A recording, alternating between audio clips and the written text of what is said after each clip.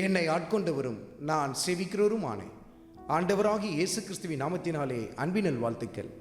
கிறிஸ்து இயேசுக்குள் மிகவும் பிரியமான அன்பு சகோதர சகோதரிகளே, சங்கீதத்தின் புத்தகத்தில் 35வது அதிகாரத்தில் முதல் வசனத்தில் தாவீது தேவ சமூகத்தில் எவ்வளவு அருமையான ஒரு விண்ணப்பத்தை ஏறெடுக்கிறார் பாருங்கள். கர்த்தாவே, நீர் என் வழக்காளிகளோடே வழக்காடி என்னோட யுத்தம் பண்ணுகிறவர்களோட யுத்தம் பண்ணும். தாவீது எவ்வளவு அருமையாய் இந்த இடத்தில் ஜெபத்தை ஏறெடுக்கிறார் பாருங்கள். ஆண்டவரே, எனக்கு விரோதமாய் வழக்காடுகிறவர்கள், எனக்கு விரோதமாய் யுத்தம் பண்ணுகிறவர்கள், நான் அவர்களோடு கூட வழக்காடுவது இல்லை, நான் அவர்களோடு கூட யுத்தம் பண்ணுவதில்லை, நீர் என் பட்சத்திலிருந்து எனக்காக வழக்காடும் என்று சொல்லி தேவனை சார்ந்திருப்பதை நாம் இந்த இடத்தில் பார்க்க முடியும்.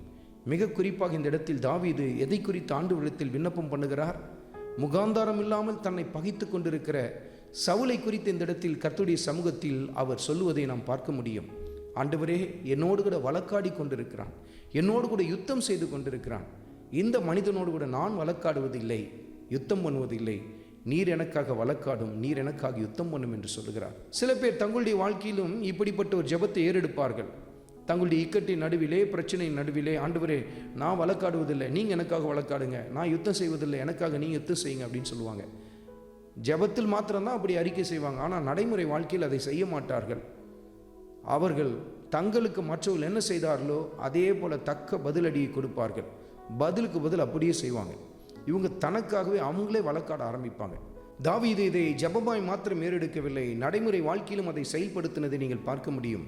வசனத்தை குறித்து கொண்டு தியானித்து பாருங்கள். சாமுவேலின் முதல் புத்தகத்தில் 24வது அதிகாரத்தில் 15வது வசனத்தை குறித்து கொண்டு தியானித்து பாருங்கள். தாவீது சவுலுக்கு முன்பாகவே முகமுகமாய் இந்த காரியத்தை அறிக்கை செய்வதை நீங்கள் பார்க்க முடியும்.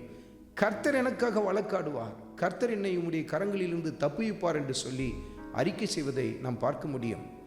சவுலை பழிவாங்கத்தக்க அருமையான ஒரு சந்தர்ப்பம் அந்த இடத்தில் தாவீதுக்கு கிடைத்தது.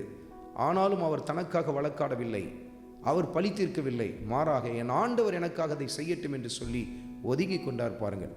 இப்படிதான் அருமையான மகனே, அருமையான மகளே, இன்றைக்கு உனக்கு விரோதமாய் அநியாயமாய் வழக்காடி கொண்டிருக்கிறார்களா? உனக்குரிய காரியத்தை அபகரித்து கொண்டிருக்கிறார்களா?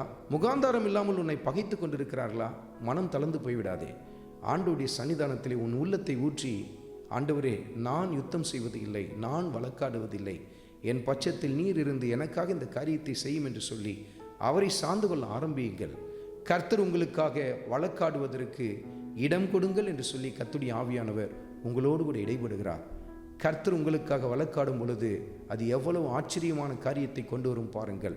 உங்கள் எதிராளிகளும் மனம் திரும்பத்தக்கதாய் அல்லது தண்டிக்கப்படத்தக்கதான காரியம் அந்த இடத்தில் ஏற்பட ஆரம்பிக்கும். உங்களுக்காக நீங்களே வழக்காடுவதை விட்டுவிட்டு கர்த்தர் உங்களுக்காக வழக்காடுவதற்கு இடம் கொடுங்கள்.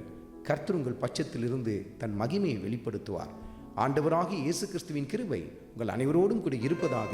ஆமென்.